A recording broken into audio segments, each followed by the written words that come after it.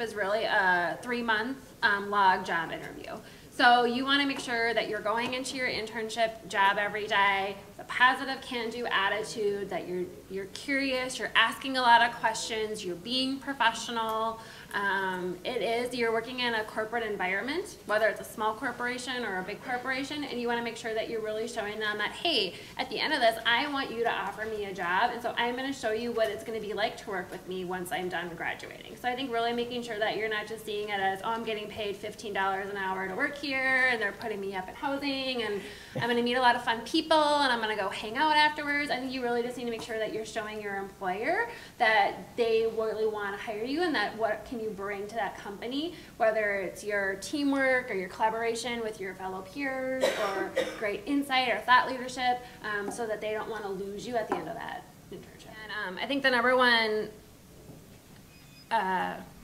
opportunity that we identified was really communication. And when we say communication, it's not so much just your written communication, but it's also your oral communication and being able to speak, especially internationally when you're dealing with people, international partners, without the slang. We use a lot of slang as Americans, and that's really confusing for people when you're speaking to somebody who English is not always their first language. So communication definitely is something that we wish we would have developed a little bit more in college, our communication skills. The other one is teamwork. So I know in St. Ben's, St. John's, you do a lot of group projects. I personally like to work on projects by myself because then I knew for sure it was going to get done the right way, the way I wanted, and my timeline, and I didn't have to worry about my teammates and getting it all done together. But in business, you really have to work with your team. So you might be responsible for a portion of it, but you definitely have a cross-functional team within your organization or your overseas offices or your vendor partners.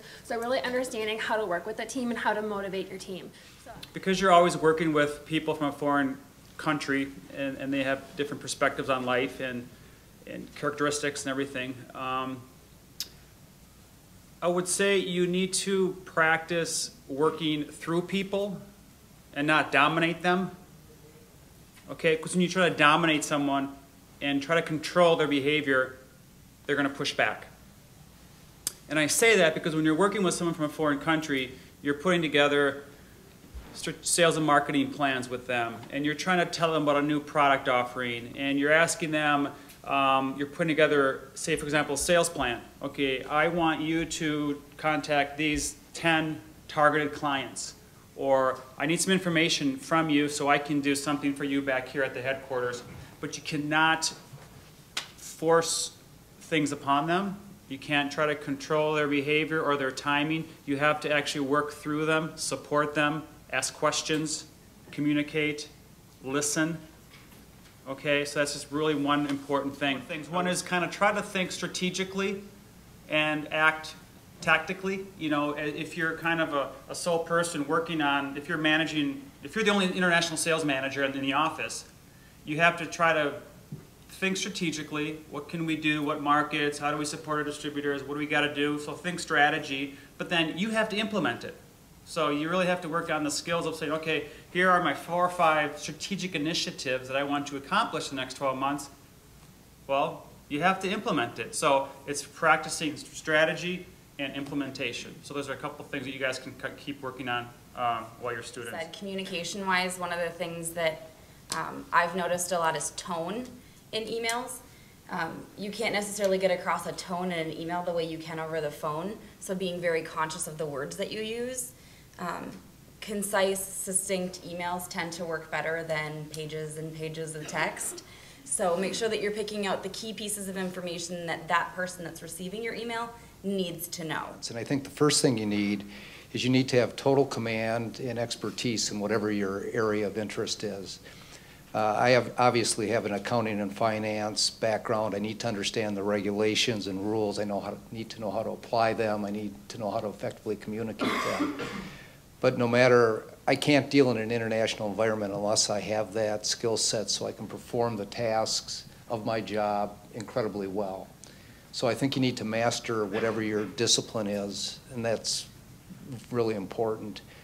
I think then you also need to have unassailable credibility and trust, and you need to earn that over time. But if you're dealing in an international environment, you have to have that respect, that credibility, that trust, and the only way you can get that is to earn that through time. But I think as we make comments in dealing with international environments, you really need to be flexible and patient. You have to have the ability to work with diverse groups, and I think the comments been made earlier that you have to understand various cultures. Is to learn about kind of the unique cultures and the market conditions of all the markets you're working in. It's as easy sometimes just as reading the news, you know, what's going on in Brazil right now, what's going on in China, and what would cause those markets to maybe contribute more growth to your business than another one would. Yeah, you know, it changes all the time, and the world is very fluid. You know, if you could look back 10 years ago, everybody was thinking Japan was where everything was going to happen in the Pac Rim, and more recently it's China. There's, you know, a lot of emphasis on India, but there's need for infrastructure there. But then you look at places, there are comments made on South America, but you look at the size, for example, of an Africa, and I mean, it's just huge, and a whole different economic structure. So I guess the point I'm trying to make is I don't know where it's headed, but the world is not just the U.S. and Europe. It's not the U.S., Europe, and Asia, but it's, I think, much broader. And I think there's areas of the world that we don't even spend time talking about. And when you really look at where growth and impact is going to be a political or economic impact, I think there are some of these continents and countries throughout the world that we don't even think about today that will have driving influence on how business is operated and how governments are run and how our lives are impacted.